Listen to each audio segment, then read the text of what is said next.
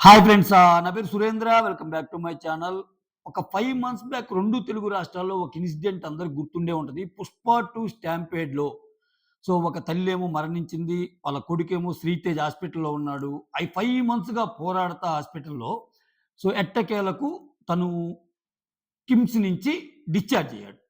అయితే ఇంకా, ఇంకా మనుషులు గుర్తుపట్టలేని స్టేజ్‌లోనే ఉన్నాడు. కాకపోతే గుడ్ న్యూస్ ఏంటంటే ఇదివరటి కంటే చాలా బెటర్‌మెంట్ ఉంది. కళ్ళు తెరిచి కొంచెం చూడగలుగుతున్నాడు. బట్ వాళ్ళ చెల్లెలు మాత్రము పిలుస్తున్నా గాని, లేపోతే ఏదన్నా అన్నయ్య అంటున్నా గాని పలకలేని మనుషులు గుర్తుపట్టలేని స్టేజ్‌లో ఉన్నాడనేది వాళ్ళ ఫాదర్ చెప్పిన ఇన్సిడెంట్ అనమాట. సో, మొత్తానికి డాక్టర్ల సలహా మేరకు అంటే ఇక్కడే ఉంటే ఇన్ఫెక్షన్ సోకే ప్రమాదం ఉంది గాబట్టి, ఒక 4 ½ మంత్స్ తర్వాత ఒక 15 డేస్ క్రితమే తనను ఐసీయూ నుంచి నార్మల్ వార్డ్‌కి డిశ్చార్జ్ చేశారు. ఇక ఇకెళ్ళి రీహాబిలిటేషన్ సెంటర్స్‌కి తీసుకెళ్ళమని చెప్పారు. ఇక్కడేందంటే కొంచెం ఫిజియోథెరపీ అంటే ఇయన్నీ చేస్తారనమాట. సో, ఇక్కడ ఉండే కంటే రీహాబిలిటేషన్‌లో కొన్నాళ్ళ పాటు ఫిజియోథెరపీ ఇవన్నీ చేర్చి తర్వాత ఇంటికి తీసుకెళ్ళొచ్చనేది డాక్టర్లు చెప్పింది. బట్ ఈ సందర్భంగా వాళ్ళ ఫాదర్ అయితే మాత్రం చాలా అంటే హాస్పిటల్ యాజమాన్యానికి గానీ, ఆ 'పుష్ప 2' యాజమాన్యానికి గానీ, నిర్మాతలకు గానీ ఎందుకంటే చాలా సాయం చేశారు వాళ్ళు. సో, ఎందుకంటే ఆ రకమైన ఆ రకమైన వైరల్ అయిపోయింది అప్పట్లో ఈ న్యూసు. రాజకీయాల పరంగా ఎళ్ళిపోయింది. సీఎం వర్సెస్ ఈ నిర్మాతలు ఎళ్ళిపోయింది. చాలా ఇన్సిడెంట్ మీకు గుర్తుండే ఉంటది.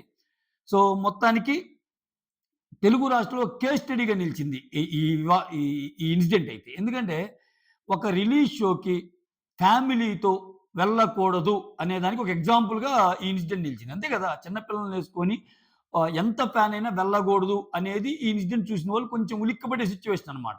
అంతే కదా! మొత్తానికి అబ్బాయి ఆరోగ్య పరిస్థితి మెరుగుపడినందుకు మాత్రం ఆనందపడాలి. ఇంకా, ఇంకా కోలుకోవాలని ప్రార్థిద్దాం. ఇంకొంచెం బాగా కోలుకొని ఆళ్ళందరిని గుర్తుపట్టే విధంగా ఉంటే చాలా హ్యాపీ. ఆ కుటుంబానికి హ్యాపీ. మనలాంటోళ్ళు చాలామంది ఆహ్, సో, అతను అలా అడిగినప్పుడు అయ్యో పాపమని చాలామంది ప్రే చేసినోళ్ళున్నారనమాట. సో, మొత్తానికి అతను బాగా కోలుకొని ఇంటికొచ్చి హ్యాపీగా ఉండాలని కోరుకుందాం.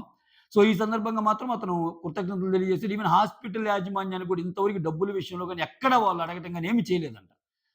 ప్రాబబ్లీ నేను అనుకోవటం ఏందంటే ఆ ప్రొడ్యూసర్సే ఆహ్, బేర్ చేసుంటారు. ఎందుకంటే ఇది చాలా పెద్ద ఇన్సిడెంట్ అప్పట్లో చాలా వివాదమైంది. అల్లు అర్జున్ మీద గాని, అల్లు అరవింద్ మీద గాని. మీ యొక్క పబ్లిసిటీ పిచ్చకి ఇటువంటి వాళ్ళని పొట్టన పెట్టుకుంటారా? సంథింగ్ చాలా వివాదాలయిపోయినియి. ఆ తర్వాత ఆ ఇన్సిడెంట్ జరిగినా గాని బన్నీ మూవీ థియేటర్ లోపలే సినిమా చూస్తున్నాడు రాలేదని ఒక వర్గం అంటే, లేదు లేదు అప్పటికి మేము వచ్చామని ఒక వర్గం అంటే, దానికి సపోర్టింగ్ వీడియోస్ రిలీజ్ చేశారు. లైక్ ఆ పర్టిక్యులర్ ఇన్సిడెంట్ జరిగినప్పుడు లోపలే సినిమా చూస్తున్నారు యూనిట్ అని. చాలా గందరగోళమైంది. సరే మొత్తానికేందంటే ఈ అబ్బాయి కథ కొంచెం సుఖాంతమైంది. ప్రస్తుతానికైతే ఫస్ట్‌లో ఇనీషియల్ కండిషన్ అయితే అసలు వెంటిలేటర్స్ మీద చాలా రోజులున్నాడు పాపం. నరకం చూసాడు ఆ బాబు. మొత్తానికి కోలుకొని ఇంటికి రావటం అనేది అందరం హ్యాపీగా ఆహ్వానించదగ్గ పరిణామం.